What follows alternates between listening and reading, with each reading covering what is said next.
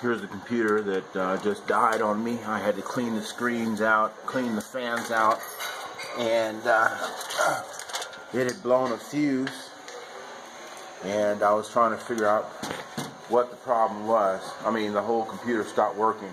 Anyway, all in here was dirty. I took this off. This is the cooling for the CPU, and the heatsink fins at the bottom, those were all full of dust and dirt and caked in there. And I know that happens to a lot of different computers, and a lot of people don't know that. You know, that the dust and stuff gets sucked in there because this fan blows on the CPU or on this these cooling blades and the CPU to keep it cool. You know, I wanted to reverse it so it would become an exhaust fan instead of blowing on it, but I didn't want to burn the CPU out, and I wasn't sure what the temperature was going to be, the temperature difference.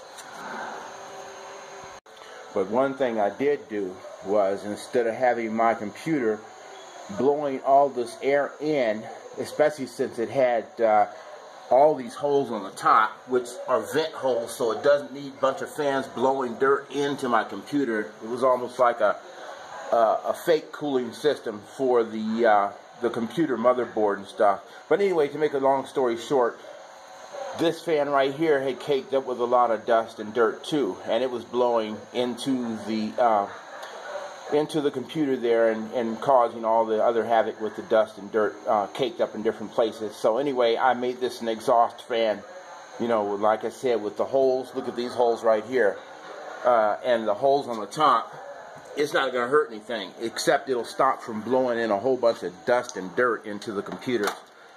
But more people, if they had a software package that showed that the CPU temperature was rising dramatically or higher than it should be, then you'd know you got some dirt and dust caked up in there somewhere. So anyway, I found out that one of the problems was a fuse, and I had never saw any fuses like this. I thought that was kind of different, you know, and I'm sure inside it's just maybe a regular fuse encased in some kind of shrink tubing or something. But the thing was, I wasn't sure. I'd never had anything like this, and I figured this was the culprit, so I ohmed it out, and it was bad. And I had a power supply unit that I had taken apart to use pieces for SR1, like the case this was in, and that made that little case on back with all the wires, and it just happened to have the same type fuse and with the same numbers on the outside, so I know it was the same value. I'm so glad I didn't throw this away. I need to take all these components off and keep them for later projects. Anyway, this is what blew it out, and it's the fan. The fan goes on this power supply.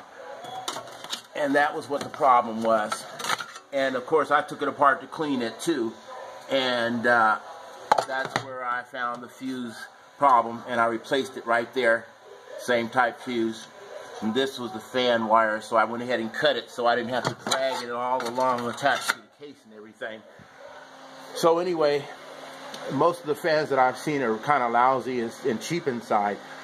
I ordered one new fan for $2 and about 20 cents. It'll be here hopefully in 30 days. But then I said, well, since this fan is what caused the fuse to blow, and this fan is no longer functioning, and I could tell that because when it was off, I spun it with my fingers, spun the propeller, and it really didn't spin.